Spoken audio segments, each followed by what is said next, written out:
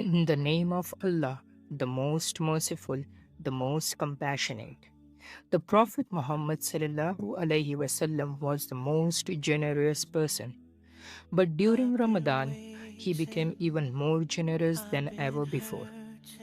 Every night in Ramadan, Angel Jibrail alayhi salam would visit him and revise the Quran with him. Imagine that, the best angel meeting the best man, every night of the most blessed month.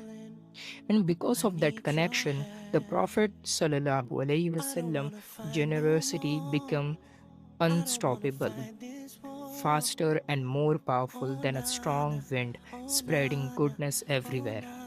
This hadith reminds us Ramzan isn't just for fasting, it's a time to open your heart, to give, to help, and to grow closer to the Quran.